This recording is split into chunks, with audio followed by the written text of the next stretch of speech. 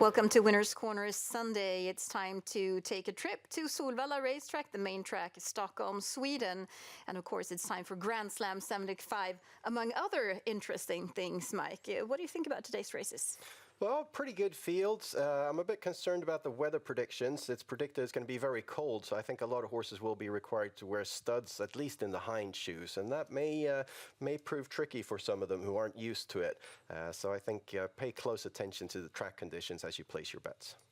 See what the weather brings us. Now let's take a look at Mike's first betting suggestion. I know we're going to the fourth race. What is your opening bet? Yeah, this one is not going to give us all that great odds, but I feel it's a very safe bet. Number 3, Ready KK Hall has been out on the V75, went off as one of the favorites last time on the V75, but was in a bit of deep water. He raced against some really tough horses there, and I feel he raced okay anyway. This time he moves down in class quite considerably. He's very fast behind the gate, especially if he's got a draw somewhere in the middle like he's got this time, and I feel quite confident Örjan Kihlström will take the lead here, and after that he feels like a very likely wire-to-wire winner. First betting suggestion of the day. We're turning a couple of pages to race 7. It's a sprint race, 1,640 meters, and these are not top earners, Mike, but kind of tricky race, or? Well, yes, it is. It is kind of tricky. I feel it's an even race, and once again, I feel that the lead is going to be quite valuable. I think number 3, Bale Lamarck, is very interesting here from a good post position. Last time, the horse was out in an apprentice driver's race, and absolutely everything went wrong for the driver there. The horse was 3 wide all through the whole race, and even 4 wide through the last turn, and still managed to cling on to 3rd place there in 14.9. That was an absolutely heroic performance from the horse. Now with Erik Adielsson driving, I'm sure we won't see a repeat of that drive, and I think the horse has a good chance to take the lead even. And Erik Adielsson in the lead is always worth betting on, even with an outsider. And it's always worth following Mike's advice. Now turning the page to the next race. It's the 8th race, and it's the 3-year-olds battling at over 2,140 meters. It's kind of even at the top here. It's very even. Once again, a very even race. Once again, I'm going to go for a horse that has a chance to take the lead, and once again, I'm going to go for Erik Adielsson. This time he's driving for Henrik Larsson, whose horses are in full form. Number 3, Pastorn, is no exception. He's raced quite well. Last time he came in 2nd with Carl-Johan Jeppsson. Pretty good performance there.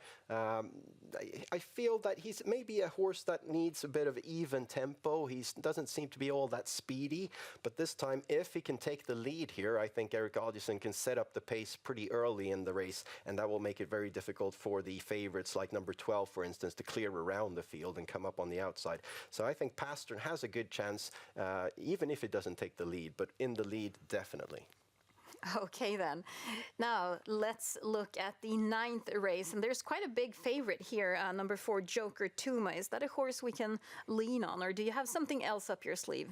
Well, he's been away now. I know Joker Tuma very well, and he's a good horse. He's fast behind the gate and could probably win this one from the lead. He's definitely the horse that should be favored, but it looks like he's going to be a very clear favorite here, and I think it's worth going against him since we don't know what kind of form he's in after a few months away. Number 5, Lugnet Sardonyx, is going to be my bet. Maybe stretching it that a horse can win, but definitely an interesting show bet. He's shown good form now all through the autumn here, and second to last time he raced quite well. He was in the lead, ran out of gas a bit at the end. Then last time he was disturbed. Another horse knocked him and he went off stride, but he looked wonderful coming into that race in the warm-up and everything. So I think that he's in absolute perfect form, much better form than you can tell from the race card, and that means we're getting great odds on Lugnet Sardonyx. It sure does, because he's completely overlooked. Let's take a look at the daily double handed out in races 10 and 11. And of course, Mike brings us a straight one. What about for Massive Clout? How did you come up with this one? Well, he was so impressive when he won this summer at Visby. He's a great sprinter.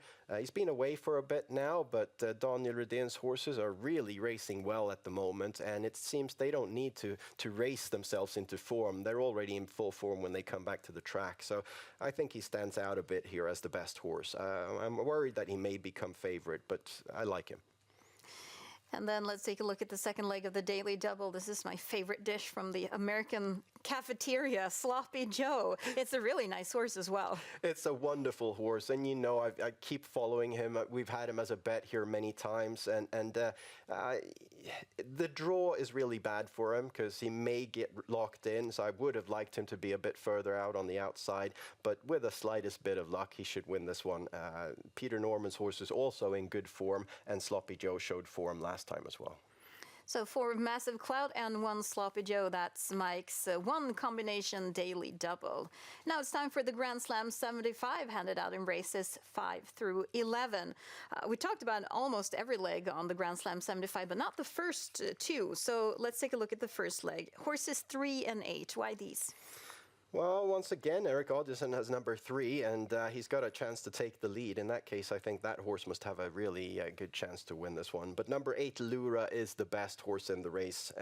Örjan Kihlström driving this time, big plus as well. So I think that one is the one that should be the favorite.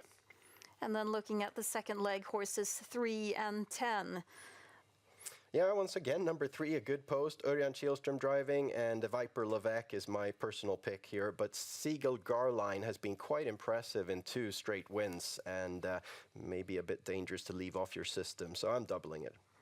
So 2 bankers, and 1 in the third leg and 1 in the 6th leg, and that makes 240 combinations for Mike's Grand Slam 75 system. That's a hard word to say like this Sunday. That was all we had for you for this time. For more information, please visit our website, SwedishHorseRacing.com. Now we wish you the best of luck and have a really great Sunday.